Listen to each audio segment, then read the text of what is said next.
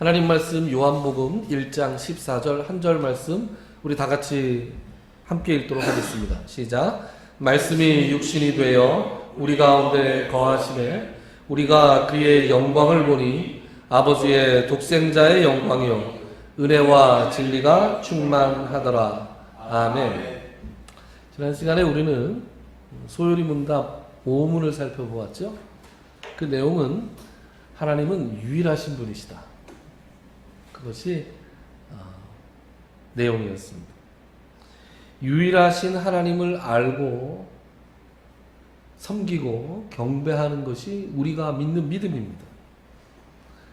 하나님은 다른 신이나 혹은 다른 피조물과 겸하여 섬길 수 없는 분이기 때문에 그래서 때로는 우리가 처해 있는 상황에 따라서 박해와 순교의 역사를 가지기도 했다라는 말씀을 제가 지난 시간에 전했습니다.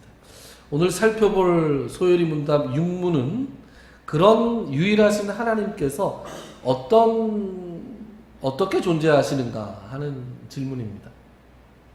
그 하나님은 삼위일체의 하나님으로 존재하십니다.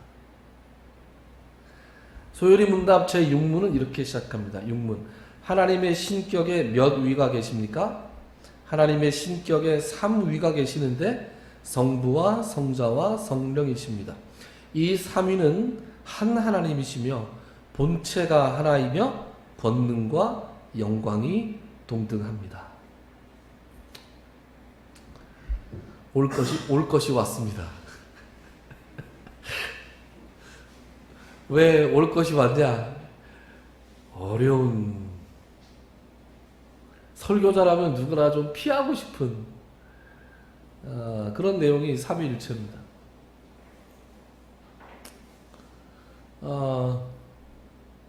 삼위일체가 왜 어렵냐? 성경에 삼위일체라는 말이 안 나와요. 예수님께서 우리는 삼위일체야 이렇게 말씀하셨으면 얼마나 속이 다 시원했겠습니까? 그런데 그런 말씀이 안 나온단 말이에요.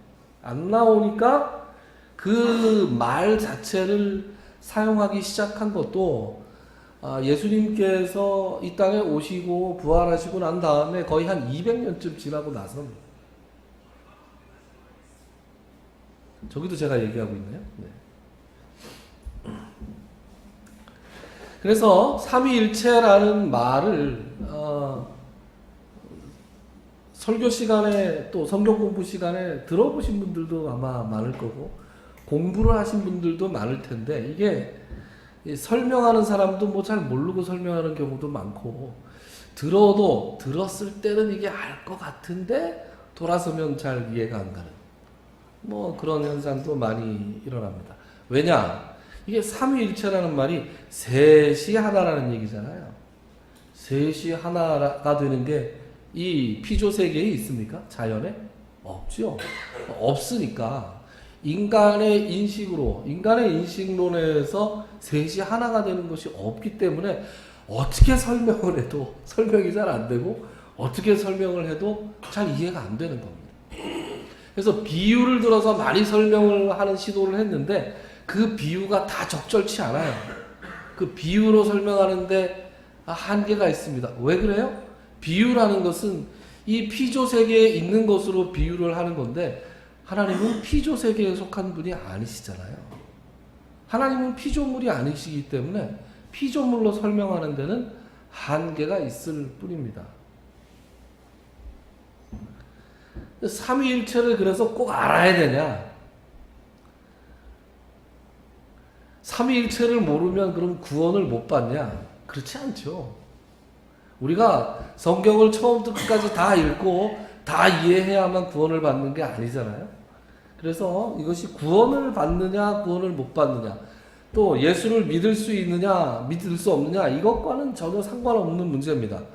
그래서 삼위일체의 교리를 내가 완벽하게 이해를 못한다 하더라도 우리가 예수 믿고 구원받고 하나님의 자녀가 되는 데는 아무 지장이 없다. 그런데 왜 지금 설교를 하고 있느냐? 하필이면 소요리 문답을 설교하기로 했기 때문에 피할 수가 없어서 하는 것이고요. 그리고 또 하나는 제 개인적으로는 그렇고요. 제가 만약에 그냥 강해 설교를 했다면 삼위일체 문제를 건드리진 않았을 것 같아요. 그런데 삼위일체 문제를 소요리 문답에서 건드리는 이유는, 그리고 우리가 지금 이 시간에 잠깐이라도 중요한 것을 확인해야 되는 이유는 이단들이 창궐해서 그래요. 이단들이 바로 이 부분을 건드리거든요. 그래서 중요한 것을 붙잡고 갈 수 있는 그런 시간이 되었으면 좋겠습니다. 이 도대체 삼위일체 교리가 왜 중요하길래 초대교회 때부터 이렇게 교회가 놓치지 않으려고 애를 썼느냐, 그 부분을 우리가 이해를 해야 되는데요. 삼위일체라는 말을 가장 처음 쓴 분은 터툴리안이라는 분입니다. 오늘 저 주보 맨 앞에 보시면 제가 맨 끝에 인용해 놓은 그 교부가 한 분 계시잖아요. 터툴리안. 순교는 교회의 씨앗이다 라고 얘기했던 그 터툴리안. 그 터툴리안이 카르타고의 신학자였는데요. 라틴 신학자였는데, 그분이 최초로 하나님의 존재에 대해서 설명을 하면서 삼위일체라는 말을 썼습니다. 본체는 하나신데 라틴어로 페르소나가 세 분이다. 인격이 세 분이다. 그런데 터툴리안 이분도 이것을 설명을 하면서 비유로 설명을 했는데 비유가 좀 잘못돼가지고 이단으로 가는 분들이 있었어요.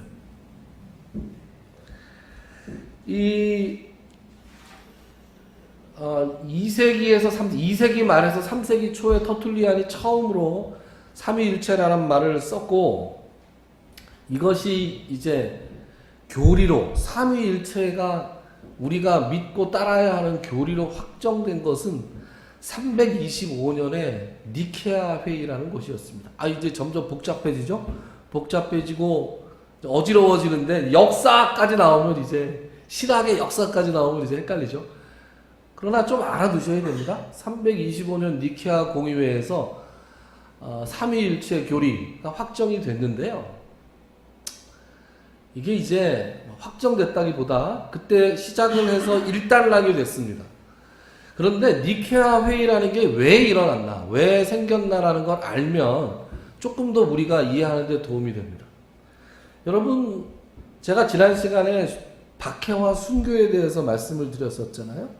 그래서 네로 황제 때부터 시작됐던 그 로마의 박해가 300년 정도 쭉 이어지다가 콘스탄티누스 황제라는 분이 예수를 스스로 믿고 기독교 신자가 되면서 나중에 황제의 자리에까지 오르고, 그런 다음에 이분이 기독교를 국교로 선포를 합니다. 그러니까 기독교가 박해와 탄압을 받던 종교에서 갑자기 모든 사람들이, 황제로부터 모든 사람들이 믿어야 하는 종교가 된 거예요. 그러다 보니까 이게 이제 예수 믿는 자유가 생겼잖아요. 예수 믿는 자유가 생기면서 뭐가 동시에 생겼냐 하면 각종 이단들이 창궐하기 시작했습니다. 그러니까 자유가 주어져서 누구나 다 이제 자유롭게 이 예수를 믿다 보니 그동안은 서로 교류도 잘 안 되고, 그죠? 서로 교류도 잘 안 되고 다 숨어 있었는데, 이 사람들이 나오면서 각기 다른 주장을 하는 사람들이 막 생겨나기 시작했단 말이에요. 그래서 뭐에 관해서 제일 문제가 생겼냐? 예수가 누구시냐 이거. 예수님이 하나님이냐 하나님이 아니냐 하는 문제가 등장한 거예요. 그래서 예수님이 하나님과 동질이시냐 아니면 이질이시냐, 예수님이 하나님과 근본적으로 같은 분이시냐 아니면 조금 떨어지시는 분이냐, 이런 논쟁이 일어났어요. 그래서 한번 듣고 잊어버리세요. 그때 예수님과 하나님은 동질이시다라고 주장했던 사람이 아타나시우스라는 교부예요. 그리고 예수님은 하나님께서 만드신 하나님보다 조금 못하시는 분이다 라고 얘기했던 사람이 아리우스라는 사람이에요. 그래서 아타나시우스와 아리우스를 중심으로 한 이 파들이 나뉘어서 논쟁을 했는데 결국은 교회가 뭘 받아들였냐? 하나님과 예수님은 동질이시다 라는 교리를 받아들인 거예요. 그래서 325년에 삼위일체 교리의 중요한 한 부분이 확립됐습니다. 예수님이 하나님이시다. 그리고 나서 475년인가? 쯤 돼요. 475년 같아요. 475년에 제가 425년이라고 써놨는데 잘못 써놓은 것 같아요. 475년 같은데 칼케톤이라고 부르는 곳에서 또 회의가 있었습니다. 이때는 무슨 문제가 생겼냐? 그러면 예수님이 하나님이신데 그럼 예수님은 인간이시냐? 그때 예수님이 하나님이시고 예수님이 참 인간은 아니시다. 100% 하나님이신데 100% 인간은 아니시다. 그래서 정말로 십자가에 못 박히셨을 때 아프셨겠냐? 그렇지 않다. 육신과 육체를 뭐라 그래요? 악하고 좋지 않은 것으로 보는 사람들이 예수님이 육신을 입고 오신 것에 대해서 시비를 걸었단 말이에요. 그래서 그 부분에 대해서 또 다 교부들이 다 모여서 회의를 하고 기도를 하고 결론을 내렸는데 예수님은 참 하나님이시고 100% 하나님이시고 100% 인간이시다. 그래서 삼위일체 교리가 참 하나님이시고 참 인간이신 예수님에 대해서 고백을 하면서 완전히 결론이 나는 거예요. 그런 과정을 통해서 삼위일체 교리가 확립되었지만 여전히 삼위일체 교리를 설명하는 것이 쉽지가 않습니다. 왜냐하면 조금 전에 제가 말씀드렸듯이 100% 하나님과 100% 인간이 결합되는 게 이해되십니까, 여러분? 그걸 어떻게 이해를 하겠어요? 왜? 피조 세계가 없는 겁니다. 그래서 이 많은 비유를 통해서 이 삼위일체를 설명하려고 애를 써온 시도들이 기독교 회사에 쭉 있어 왔습니다. 그런데 그럴 때마다 그게 조금 잘못된 것으로 알려져서 이단으로 정죄받거나 아니면 그것을 그렇게 설명하면 안 된다라고 이야기를 하는 게 대표적으로 세 가지가 있습니다. 첫 번째는 삼신론이라는 겁니다. 삼신론. 신이 세 분이다. 근데 제가 이렇게 한번 여쭤볼게요. 삼위일체 하나님 그럴 때 하나님이 한 분이십니까? 세 분이십니까? 한 분이신가요? 예. 그러면 예수님이 하나님한테 기도하신 건 뭔가요? 어이씨, 그런 걸 질문하고 그래. 하나님은 세 분이시죠, 세 분. 하나님은 세 분이면서 깜짝 이단 탄생 지금 눈으로 막 눈이 동그라졌어요. 하나님은 세 분이면서 한 분이신 거죠. 이런 하나님은 세 분이면서 한 분이십니다. 그래서 이걸 뭐라고 표현하냐 하면 제가 아까 소율이 문답 처음에 뭐라 그랬어요? 하나님은 세 위격이 계신다. 위격이라고 하는 것을 영어로는 뭐라 그러냐 하면 person이에요. person. 세 person. three persons. 그러면 하나님이 그러면 세 분이 존재하시냐? 세 분이 존재하시는 거죠. 서로 교통하시는 거예요. 그런데 그분의 본체가 몇 개냐? 하나라는 거예요. 그러면 지금 본체가 하나인데 머리가 셋이냐? 그런 게 아니에요. 그분들은 본체와 본질과 영광과 권능에 있어서 동일하십니다. 아이씨, 뭐라는 거야, 지금. 그죠?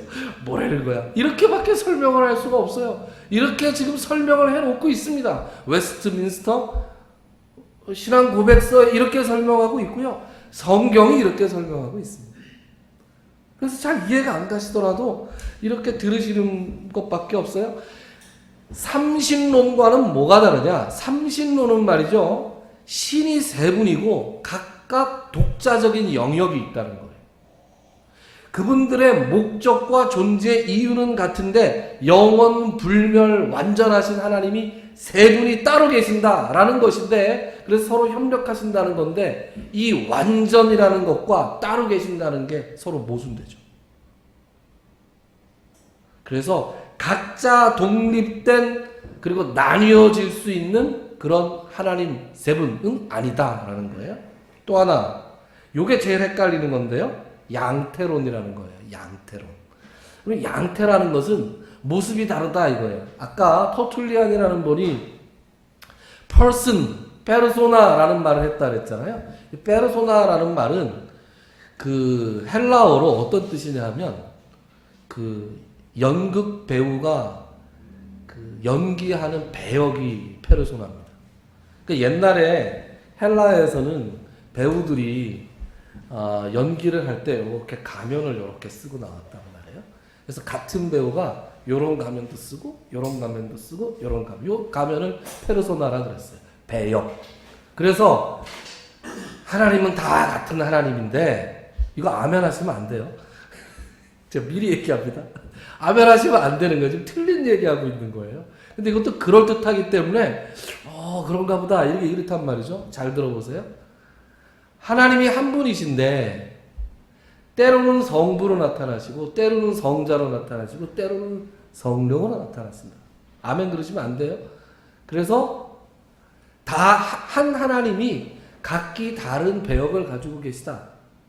구약에서는 성부 하나님으로 나타나셨고 시작에서는 성자로 나타나셨고 성자 하나님 가신 다음에 성령 하나님으로 나타나셨다. 다 같은 분이다. 이렇게 양태론을 주장하시는 분들이 있는데 이 양태론도 문제가 있습니다. 아까 말씀드렸듯이 분명히 세 분이 동시에 등장하는 경우가 있거든요. 여러분, 세 분이 동시에 등장하는 경우가 어디에 있습니까? 예수께서 세례를 받으시고, 그죠? 마태복음하고 마가복음 보면 예수님께서 세례를 받으시는 장면이 나오죠. 예수님께서 세례를 받으시고 물에서 올라오실 때 하늘이 열리고 하나님의 성령이 비둘기같이 내리시죠. 그죠? 그럼 벌써 예수님 계시고 성령님이 계시잖아요. 동시에. 그리고 하늘로부터 소리가 있습니다. 뭐라 그래요? 이는 내 사랑하는 아들이요 내 기뻐하는 자라 라고 하늘에서 소리가 있었단 말이에요. 만약에 한 분이 서로 가면을 쓰고 그때그때 나타나는 거라면 이런 성경의 말씀은 모순이 되는 거죠. 예수님께서 복화술로, 그죠? 예수님께서 입을 안 벌리고 복가슬로 하늘에서 소리를 냈다. 이런 말도 안 되는. 예수님께서 십자가에 매달리셔서 아버지 나의 하나님 어찌하여 나를 버리셨나이까. 이런 게 다 쇼가 되는 거죠. 겟세마네 동산에서 예수님께서 이마에 땀방울이 핏방울이 되도록 기도하셨다. 누가 누구한테 기도한 거예요? 자기가 자기한테 기도한 건가요? 그렇지 않잖아요.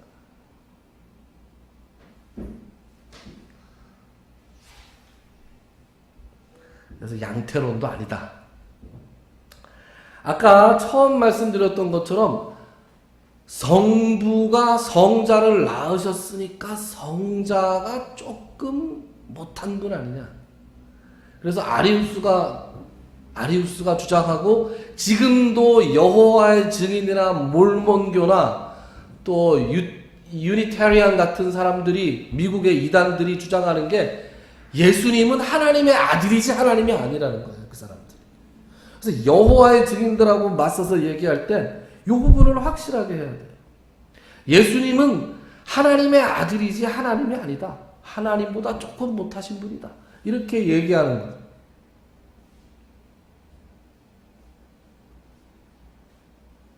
그러면 오늘 요한복음 1장이 설명이 안 됩니다. 요한복음 1장 14절 우리가 찾았죠. 그 140 몇 페이지요? 142페이지. 142페이지에 요한복음 1장이 나오는데 그 요한복음 1장에 1절부터 한번 같이 읽어볼까요? 1절부터 3절까지 우리 같이 한번 읽어보겠습니다. 시작. 태초에 말씀이 계시니라. 이 말씀이 하나님과 함께 되었으니 이 말씀은 곧 하나님이시니라. 그가 태초에 하나님과 함께 계셨고 만물이 그로 말미암아 지은 바 되었으니 지은 것이 하나도 그가 없이는 된 것이 없느니라. 아멘. 지금 태초를 말하고 있잖아요. 태초. 그럼 태초는 뭡니까? 시간과 공간이 창조되기 이전이죠. 이게 태초죠. 창세기 1장 1절에 보면 태초에 하나님이 뭘 하셨어요? 태초에 하나님이 천지를 창조하시죠. 그럼 제가 여러분들께 하나 여쭤보겠습니다. 태초에 하나님이 천지를 창조하셨는데 우리가 뭐라고 고백해요? 무엇으로 창조하셨어요? 말씀으로 창조하셨죠. 그리고 이렇게 우리가 얘기하면 하나님의 말씀은 김홍규 목사 입에서 나오는 말처럼 하나의 인격이 아니라고 생각하는데 요한복음 1장에 보면 이 말씀이 하나님의 입에서 나오는 말뿐만 아니라 말씀 자체가 인격이 있어요. 다시 한번 읽어보세요. 태초에 뭐가 계셨어요? 말씀이 계셨어요. 그런데 이 말씀이 하나님과 함께 계셨어요. 그러면 이 하나님은 성부 하나님을 말씀하죠. 그런데 이 말씀이 곧 하나님이시라.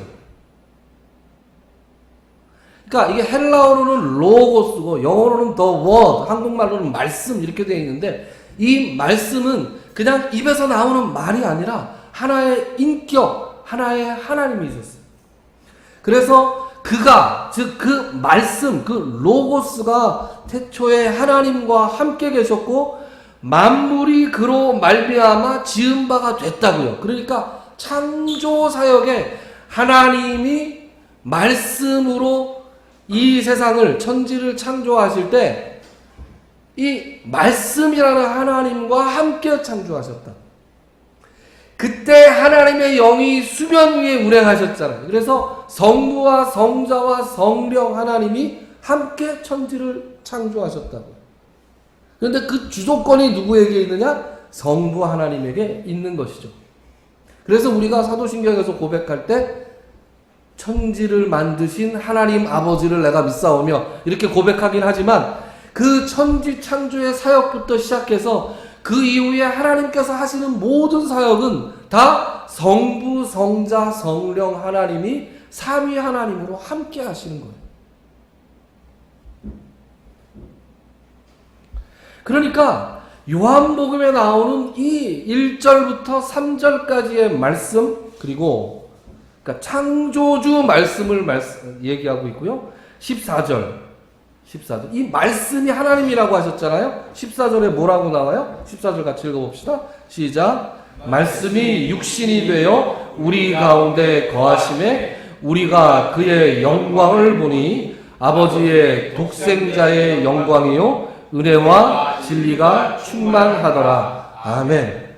말씀이 육신이 되신 분이 바로 예수 그리스도시라. 그러니까 예수 그리스도는 동정녀 마리아에게 성령님을 통해서 잉태된 다음에 나오신 그때부터 예수 그리스도가 존재하신 게 아니고 예수 그리스도는 영원 이전부터 존재하셨다. 그래서 예수 그리스도는 영원하신 하나님이고 그 태초에 천지를 창조하실 때 함께 계시고 그 사역을 함께 하셨던 말씀 하나님이 육신이 되신 거라. 그러면 이게 이제 어떻게 되느냐? 성자 종속절. 이 성자 하나님은 성부 하나님보다 조금 못하시다. 이렇게 얘기하는 것은 어떻게 얘기하는 거냐 하면 성부 하나님이 성자 하나님을 만드셨기 때문에 이분도 피조물이다 이야기하는 건데 여러분 피조물은 영원할 수가 없죠.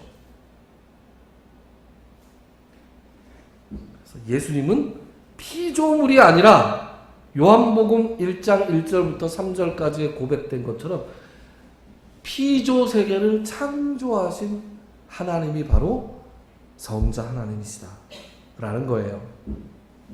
그래서 예수님이 어떤 분이냐?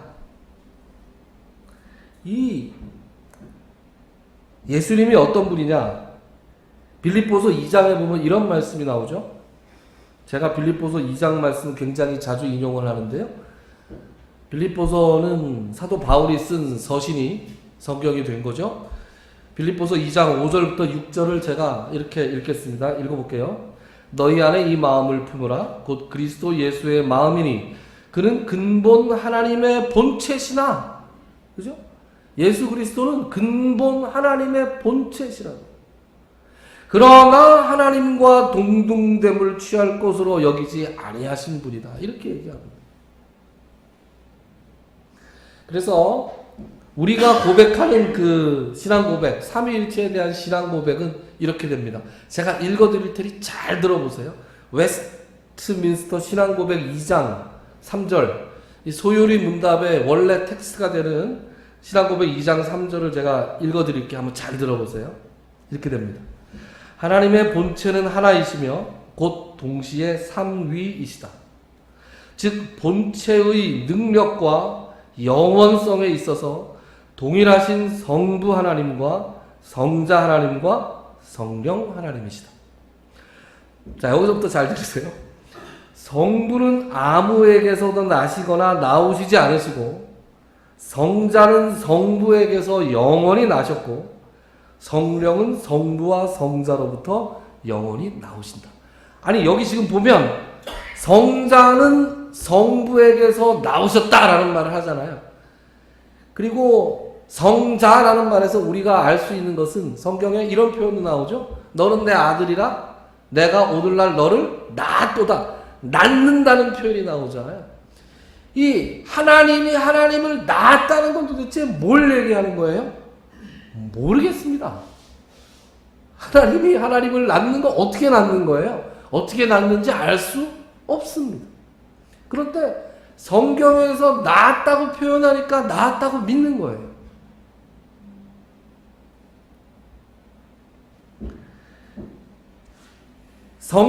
성령도 마찬가지입니다. 성령에 관한 구절을 몇 구절을 읽어드리죠.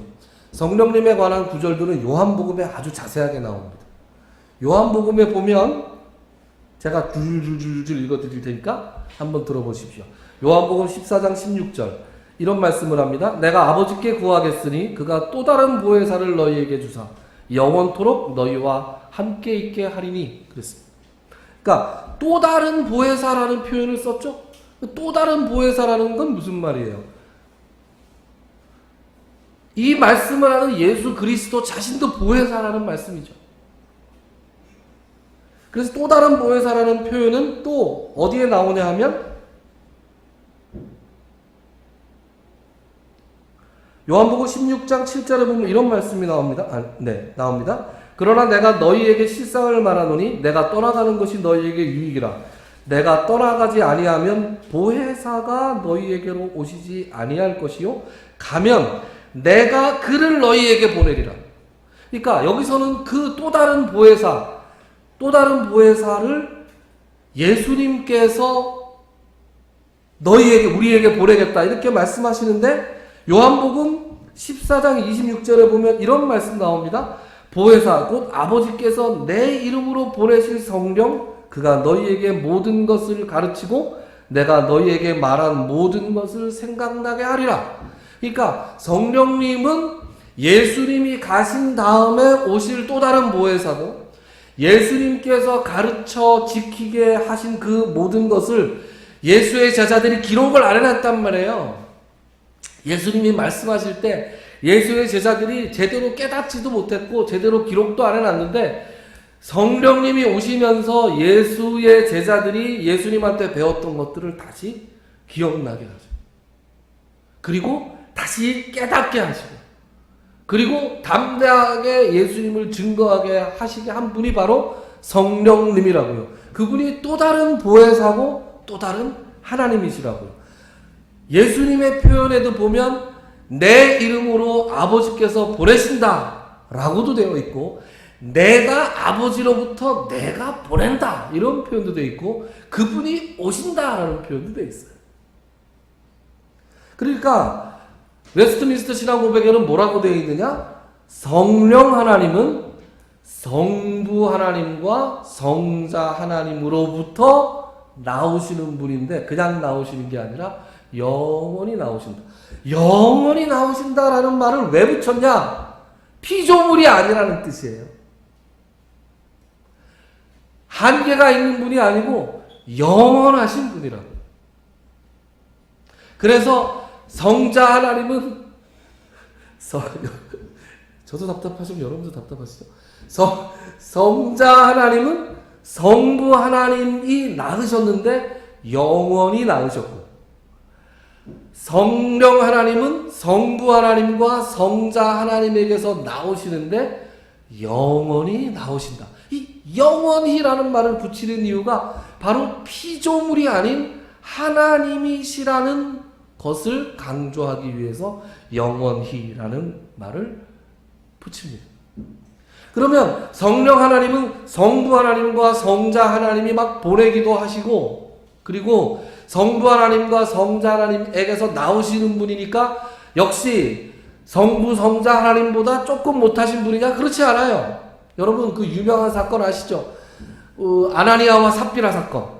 아나니아와 삽비라 사건이 뭡니까? 사람들이 다 자기들의 재산을 다 팔아가지고 사도들의 발 앞에 갖다 두는 분위기가 교회에서 형성되니까 아나니아와 삽비라도 자기들의 밭을 다 팔아가지고 바치자 이렇게 됐는데 순간적으로 싹 욕심이 들어와서 다 바치지는 말고 일부만 바치자 이렇게 부부가 얘기가 됐단 말이에요. 그런 다음에 아나니아가 밭을 판 돈을 베드로 앞에 딱 갖다 놨어요. 갖다 놓고 이것이 밭을 판 돈 전부 답니다. 이렇게 얘기를 했어요. 그랬는데 그것이 베드로가 딱 보니까 이게 거짓말하는데 딱 티가 나는 거예요. 그래서 베드로가 아나니아에게 뭐라고 하느냐? 지금 아나니아와 삽비라 사건에 대해서 깊이 조명하는 게 아니기 때문에 그 얘기는 나중에 또 따로 하겠지만 이런 말씀을 합니다. 뭐라고 하느냐? 잘 들으세요. 베드로가 이르되 아나니아야 어찌하여 사탄이 내 마음에 가득하여 내가 성령을 속이고 땅값 얼마를 감추었느냐? 땅이 그대로 있을 때에는 내 땅이 아니며 판 후에도 내 마음대로 할 수가 없더냐? 어찌하여 이 일을 내 마음에 두었느냐? 여기요 사람에게 거짓말한 것이 아니요 하나님께로다. 앞에는 성령을 속였다. 그리고 너는 지금 하나님께 거짓말을 했다 라고 얘기하면서 성령님을 속이는 것이 곧 하나님께 거짓말하는 것이다. 즉 성령님이 하나님이시다 라는 말을 하고 있습니다. 이 외에도 우리가 성령님이 하나님이시라는 얘기를 매주 듣고 있죠. 매주 듣는 말씀은 축도할 때 듣는데 축도 전에 이런 말씀이 나오잖아요. 마태복음 28장 19절에 보면 무슨 말씀이 나옵니까? 예수님께서 제자들에게 지상명령을 하시면서 뭐라 그래요? 그러므로 너희는 가서 모든 민족을 제자로 삼아 아버지와 아들과 성령의 이름으로 세례를 베풀라 그러잖아요. 거기서 아버지와 아들과 성령의 이름들이 아니라 아버지와 아들과 성령의 이름이 단수로 나온다고. 그러니까 이 세 분이 한 하나님이시라는 것을 예수님이 직접 말해주시는 것이고, 목사가 축도할 때 고린도후서 13장 13절 말씀을 가지고 축도를 하죠. 뭐라고 축도해요? 주 예수 그리스도의 은혜와 하나님의 사랑과 성령의 교통하심이 너희 무리와 함께할지어다. 이 고린도후서 13장 13절의 말씀을 가지고 매주 여러분들에게 축도를 합니다. 그러니까 여러분들은 매주 성부 하나님, 성자 하나님, 성령 하나님에 대해서, 성삼위 하나님에 대해서 듣고 계시는 거예요.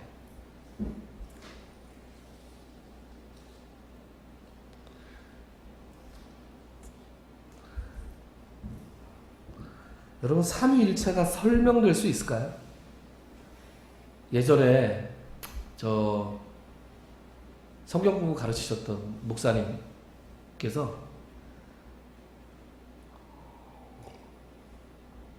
굉장히 해박하시고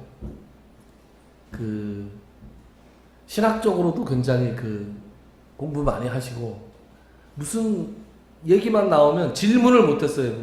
그분한테 질문을 하면 대답이 끝없이 대답이 나와서 질문하기가 두려워. 야야야 질문하지 마. 잘못하면 성경 공부 다 끝났는데 질문 하나 하면 30분씩, 1시간씩 막 그거에 대해서 막 답을 하는 분이었는데 그분이 이 삼위일체를 가르치는 요 시간이 됐어요.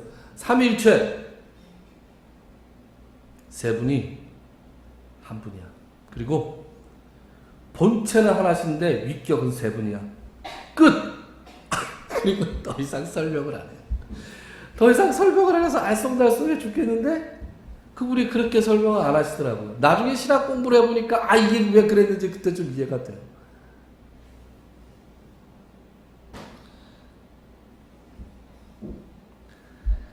삼위일체가 설명되는 것이 불가능하다라고 처음부터 말씀을 드렸습니다. 신비의 영역입니다. 마치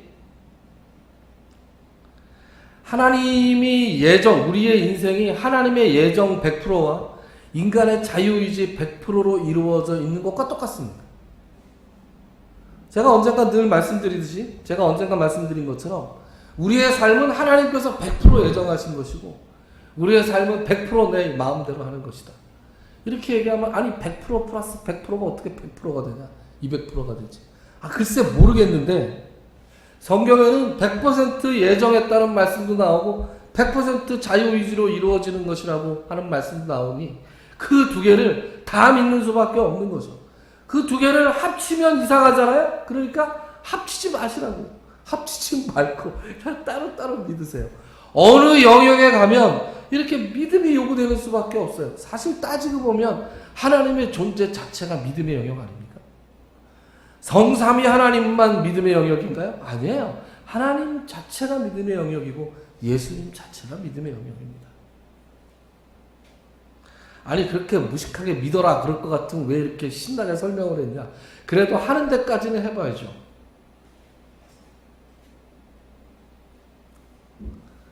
성부가 성자를 낳으셨다. 그러니까 낳으셨다고 믿는 거고 그럼에도 불구하고 이분이 영원하신 하나님의 본체시다. 그러니까 본체라고 믿는 거예요.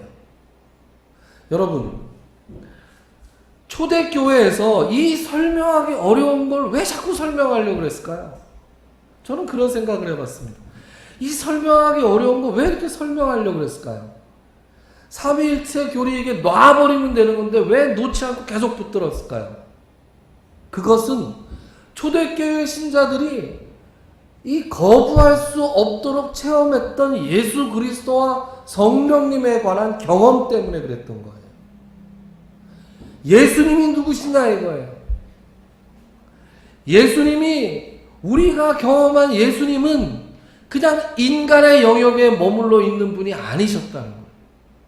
끊임없이 예수를 믿고 부활하신 예수를 전하면서 성령님을 통해서 끊임없이 공급되는 어떤 진리를 받다 보니까 요한복음에 나오는 태초에 말씀이 계셨고 그 말씀이 육신이 되어서 우리 가운데 거하신 분이 예수님이라는 사실을 우리가 알게 된 거예요. 그들이.